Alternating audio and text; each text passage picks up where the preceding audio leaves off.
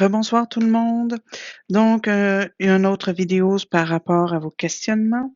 Ici, ça vient encore des exercices. On veut estimer le prix moyen des caméras de surveillance achetées au cours des 5 dernières années. On désire que l'erreur d'estimation maximale soit de 150 à un niveau de confiance de 90 à l'aide d'un échantillon préliminaire de 50 prix. On estime que l'écart type est de 650 Quelle doit être la taille de l'échantillon qui servira à estimer le prix moyen de l'ensemble de toutes les caméras de surveillance? Donc ici, c'est vraiment, vous avez une formule là, qui vous dit comment calculer pour avoir la taille de l'échantillon et il faut plugger les chiffres tout simplement. Il n'y a pas tellement de calcul à faire à part trouver notre Z alpha sur 2. Donc, on sait qu'ici que notre niveau de confiance, c'est 90 Ça, 90 si on le met dans un graphique, ça veut dire qu'on enlève les extrêmes, d'accord?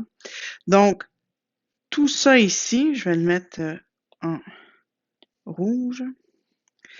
Tout ça ici est égal à 90 Donc, on oublie les extrêmes.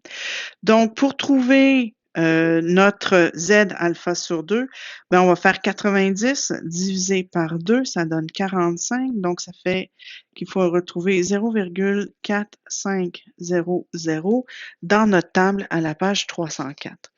Donc, je regarde ça rapidement. 4500.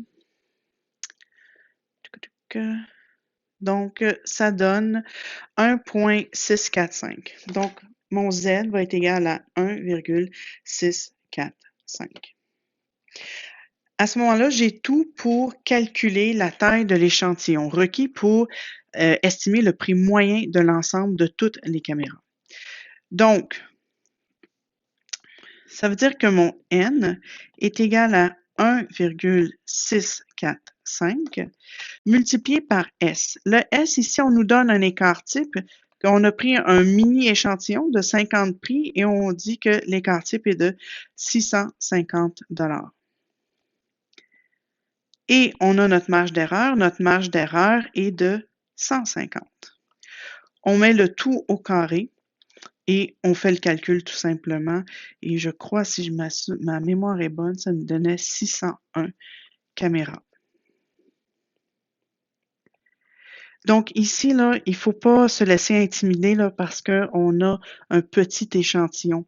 C'est normal qu'on prenne un petit échantillon, qu'on regarde l'écart type dans ce petit échantillon-là, parce qu'on fait de l'inférence statistique. Ça veut dire qu'on va prendre qu'est-ce qu'on trouve dans notre échantillon, et on dit que c'est bon aussi pour ma population, et c'est pour ça qu'on utilise cet écart type-là. Donc, avec un mini échantillon, avec mon niveau de confiance et la marge d'erreur que je désire, on peut trouver la taille de l'échantillon que je devrais utiliser pour évaluer ou estimer le prix moyen de l'ensemble de toutes les caméras de surveillance. Donc voilà, c'était le numéro 6 des exercices de révision.